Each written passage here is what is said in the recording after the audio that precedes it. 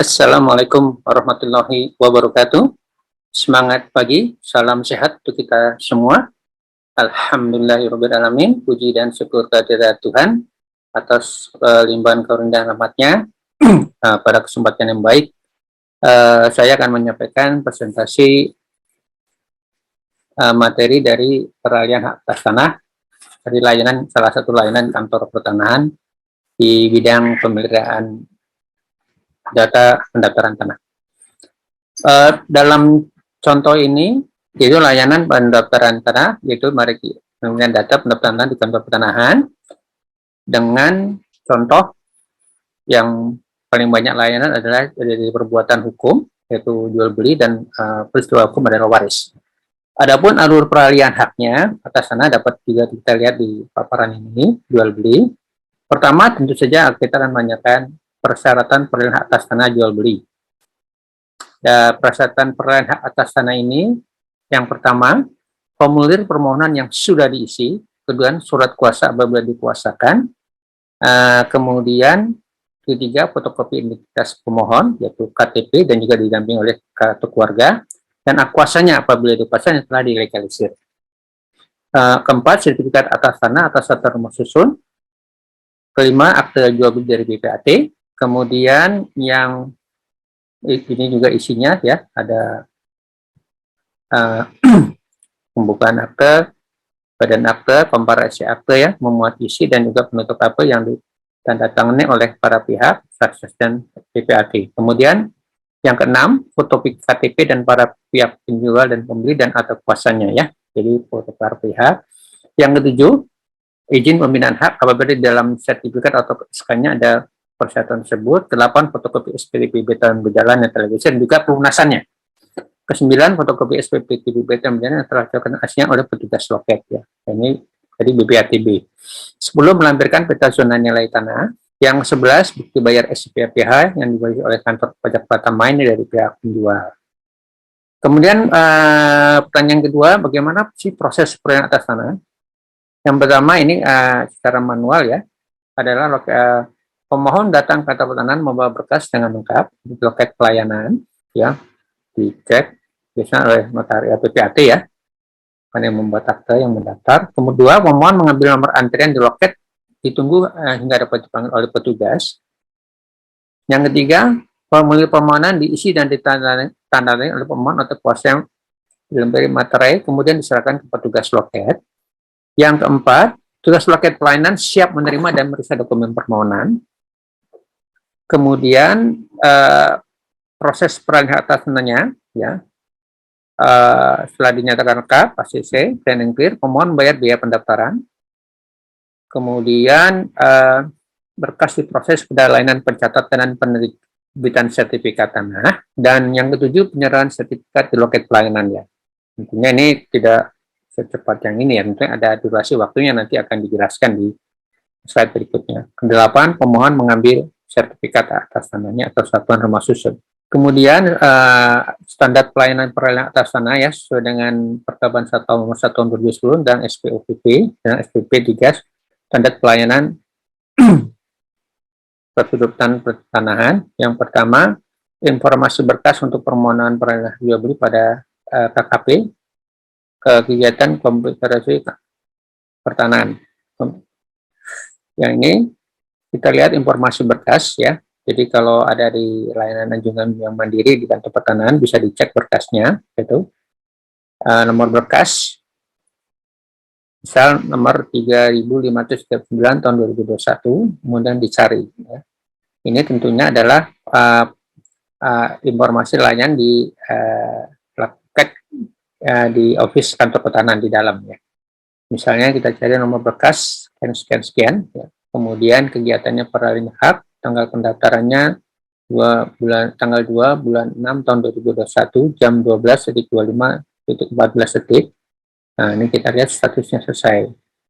Pemohon misalnya si X ya, atau boleh dikuasakan si I, dan ini posisi dari petugas terakhir. Ini kita ikuti dengan sesama ya. Nah, ini tugas dan posisi terakhir dari layanan.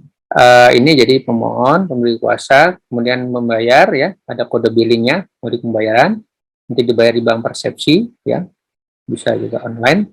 Kemudian lihat pelayanan berkas ini di dalam KKP Kantor Pertanahan ya, dari internal, adanya terlihat sekali satu loket pelayanan pendaftaran, misalnya nama petugasnya Bambang Setiono, kedua loket pembayaran, misalnya Saudari Eni Sulistiawati, yang ketiga pelaksanaan suksesi pembayaran data laksana pembelian PPAT, ya, RRC Hawati, yang keempat Kepala Sesi Penetapan Hak Pendaftaran, Saudara Basuki Wianto, yang kelima Kepala Kantor Pertanahan, Saudara Capso Adar, yang keenam pelaksanaan suksesi pembayaran data hak tanah dan pemilihan BT Bambang Setiano. Kemudian loket penyerahan Nani Sri Wahyuni. Kemudian daftar isian, ini untuk mungkin bagi para mahasiswa atau taruna STPN ya. Langkah-langkahnya yang pertama adalah tadi pembayaran itu adalah daftar isian 305 ya, dengan contohnya misalnya 304 tahun 2021 dengan kegiatan peran hak jual beli. Yang kedua daftar isian 301 ya, tentang daftar isian layanan kegiatan pendaftaran tanah. Yang ketiga daftar 306 berbuat adalah kwitansi ya, setelah membayar surat investor, kemudian dapat kwitansi pembayaran. Yang keempat ini langkah yang apabila sertifikat sudah selesai, tentunya prosesnya sudah dipercepat, itu daftar isian 208 setelah membuat store berarti pembukaan sertifikat sudah tangan oleh pejabat yang benar kepala kantor. Yang kelima 307 terlembaga penghasilan ke negara setelah store, dan yang keenam pada daftar isian 301 penyerahan sertifikat. Kemudian ini tim penyusunnya, saya sendiri Kus Widarbo, yang kedua sekretaris Saudara Alfon, yang ketiga tim IT Saudara Adian dan Saudara Muklis. Ya. Kemudian kita memasuki layanan yang kedua, yaitu layanan peristiwa kum ya, atau ini adalah warisan ya. Di dalam hal ini ya, substansinya adalah suatu peristiwa yang terjadi dengan sendirinya, bukan ada kesepakatan ya. Orang meninggal kan memang kehendak Tuhan ya. Alur pewarisan hak waris sama. Pertanyaannya adalah apa saja persyaratan peralihan hak pewarisan? Adapun persyaratannya adalah satu, formulir yang sudah diisi di ditandai pemohon atau kuasanya di atas materi cukup yang telah dikuasakan. Kedua, surat kuasa apabila dikuasakan. Kemudian yang ketiga, fotokopi identitas pemohon, baik itu KTP dan kartu keluarga, dan kuasanya apabila dikuasakan telah dilegalisir. Yang keempat, sertifikat atas tanah atau sertifikat satuan rumah susun yang asli. Yang kelima, surat keterangan waris sesuai peraturan perundang-undangan. Ya. Yang keenam, akte wasiat notaris jika ada wasiat ya. Yang ketujuh, fotokopi SPBB yang telah berjalan dan pelunasannya ya, yang kepanjangan aslinya, tugas loket. Yang kedelapan, penyerahan BPS, PPD, BPATB yang telah diverifikasi oleh kantor dinas pajak dan diverifikasi Pemda. Pemkot atau Pemda. Yang kesembilan, surat kematian. Yang 10, peta nilai tanah ya, sebagai dasar pembayaran BNPB-nya. Ya. Sekarang bagaimana proses peralihan pewarisannya di kantor pertanahan?